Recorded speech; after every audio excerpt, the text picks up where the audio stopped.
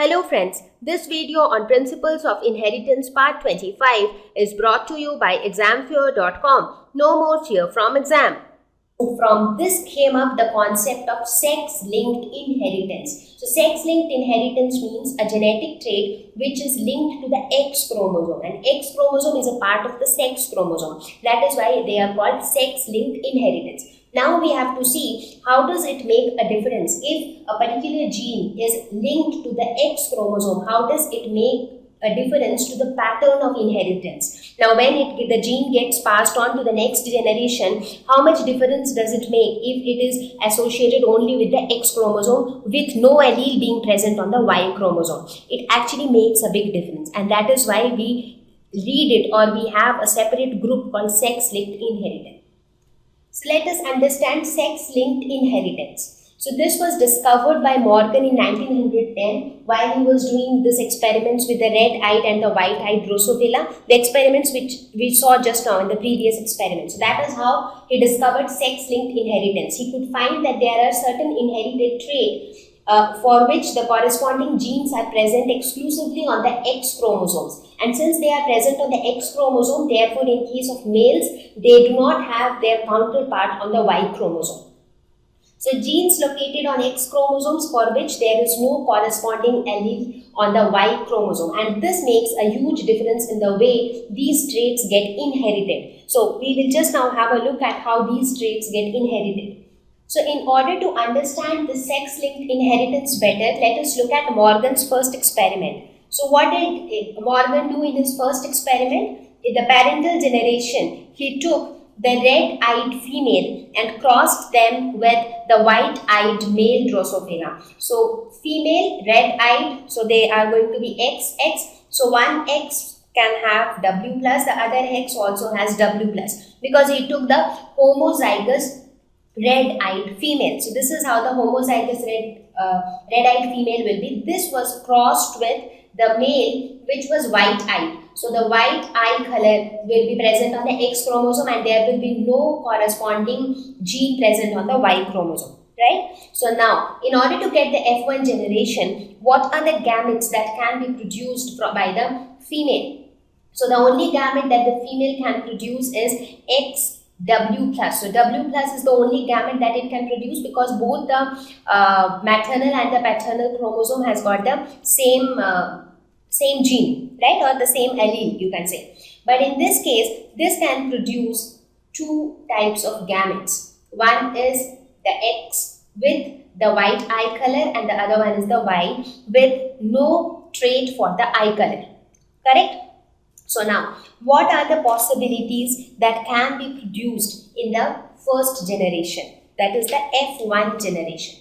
So if you look at the F1 generation, what do you get in the F1 generation? So one possibility is this X can combine with this X. The other possibility is this X can combine with the Y. So one possibility is you can get a female which is red-eyed. The other option is you can get a male which is again red-eyed, right? So in the F1 generation, you see that all are red-eyed.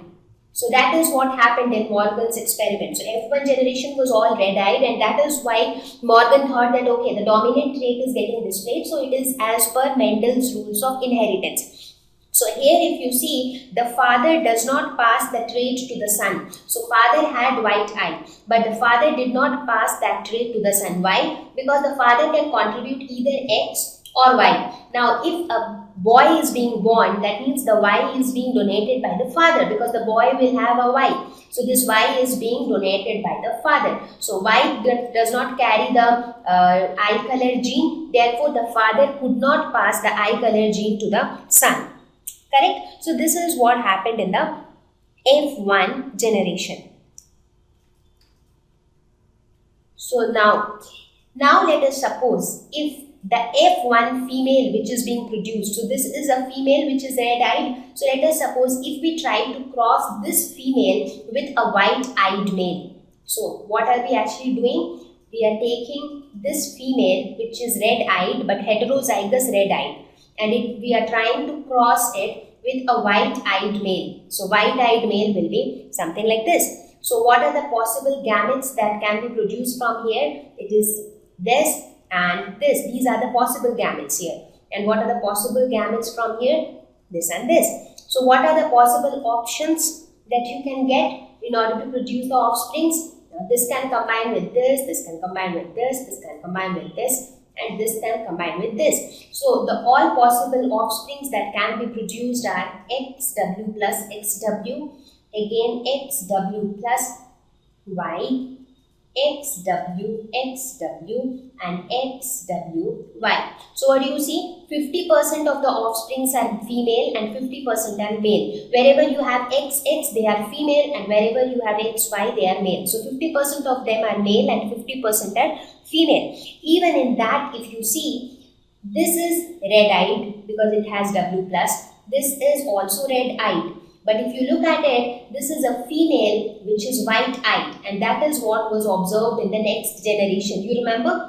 There also, I was telling, right, that in the next generation he found that even when he performed this cross, so this was Morgan's second experiment. So this was his, the part 2 of the experiment, where he found that white-eyed females are also being produced. So this white eye color is not limited to a particular sex. It is not only limited to the male sex. It can be present in females also. And here if you see, it is present in males also. So it is present in both males as well as female. So one interesting thing that you can note here is that, so if you look at it, basically this was, let us say this was the mother. So understand it this way. This was the mother. Right? This was the father.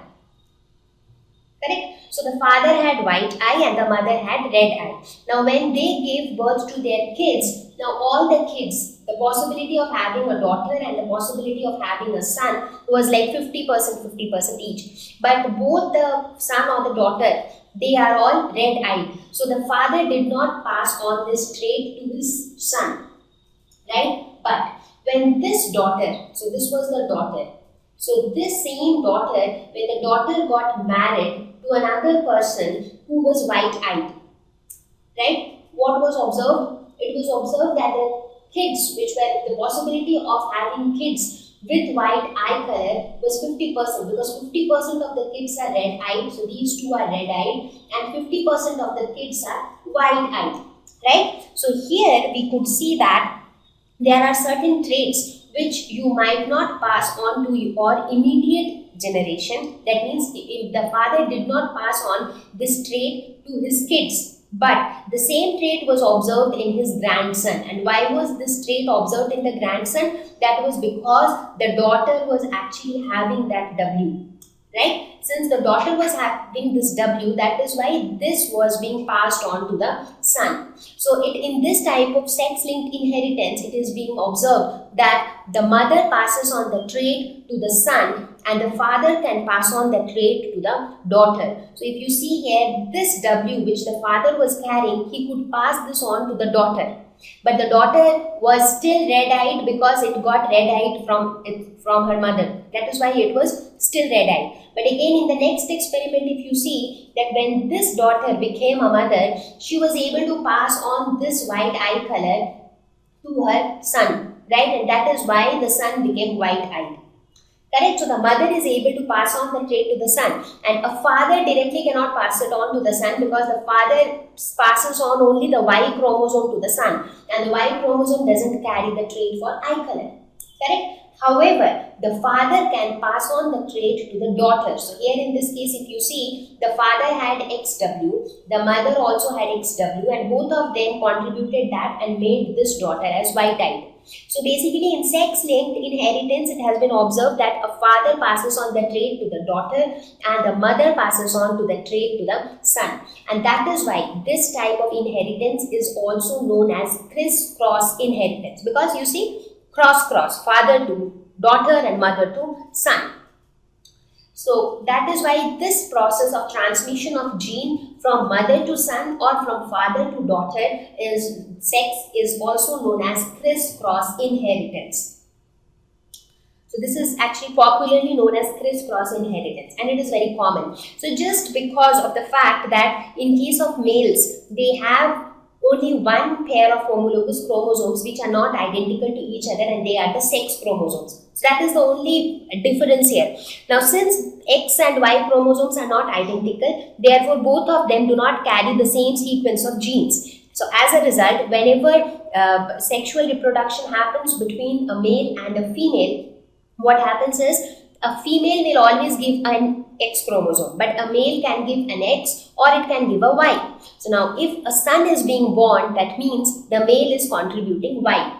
Correct? So let us suppose if this is the mother and if this is the father. Right? So the father can contribute either X or Y, but the mother always will contribute X. Now if the father is contributing X, in that case what will happen? XX will be formed, that is a daughter will be formed. Now this kind of genes which are present only on the only on the X chromosomes, so the father can pass on that trait to the daughter, right? But if the father is giving Y chromosome, then XY will be formed, that is a son will be born. So the father is contributing the Y chromosome, and this type of gene is not at all present on the Y chromosome. So father cannot directly pass on that trait to the son. So whatever trait the son will have, it will have because of the X chromosome, because here also in son also the Y is not going to carry the gene. Right? So if the eye color of the son will depend on the gene which is present on the X chromosome. And who decides the X chromosome? The mother. So the trait of the son is decided by the mother, and the father can pass on the trait to the daughter, but it cannot directly pass it on to the son. However, it can be seen in the grandson. That is also because when a grandson is being born, there again the son or the daughter, if a grandson to this man is being born, so that will happen either when this daughter gets married or when this son gets married. So there again you get different possibilities, right? If the daughter is carrying that particular trait, and then only she can give birth to a son who might have that trait. So again that depends to whom she gets married. So this is how the crisscross inheritance works.